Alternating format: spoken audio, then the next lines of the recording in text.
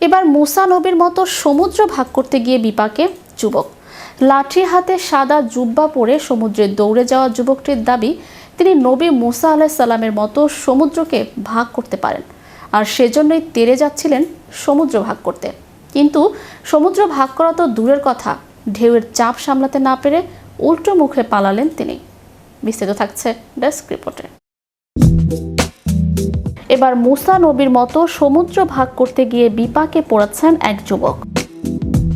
লাঠি হাতে সাদা জুব্বা পরে সমুদ্রে দৌড়ে যাওয়া যুবকটির দাবি, তিনি নবী মুসা আলাইহিস সালামের মতো সমুদ্রকে ভাগ করতে পারেন, আর সেজন্যই তেড়ে যাচ্ছিলেন সমুদ্র ভাগ করতে। কিন্তু সমুদ্র ভাগ করা তো দূরের কথা, ঢেউয়ের চাপ সামলাতে না পেরে উল্টো মুখে পালালেন তিনি।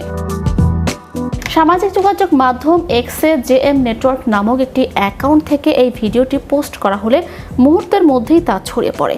ভিডিওতে দেখা যায় তার বেশ কিছু ভক্ত মুরিদ সমুদ্র পাড়ে বসে আছেন, হাত উঁচিয়ে কিছু একটা স্লোগান দিচ্ছেন। এর মধ্যে একজন ধর্মীয় গ্রন্থ থেকে কিছু একটা তেলাওয়াত করছেন।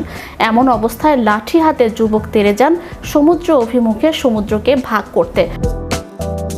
মুহূর্তের মধ্যেই অলৌকিকত্বের সমস্ত দেমাগ উড়ে যায়। জীবন বাঁচাতে চরম আতঙ্কিত হয়ে ওই যুবক সমুদ্র ভাগ করার চেষ্টা ছেড়ে লাঠি উঁচানোর ভঙ্গি ভুলে উল্টো মুখে ভো দৌড় লাগান।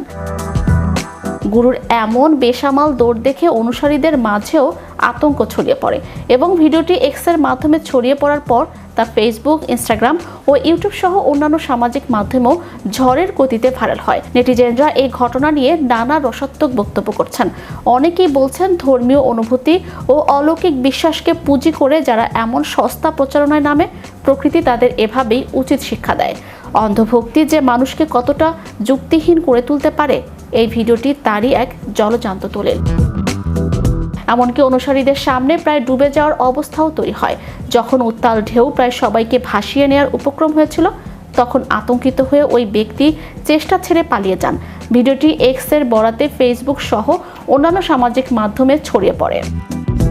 Channel Europe news desk.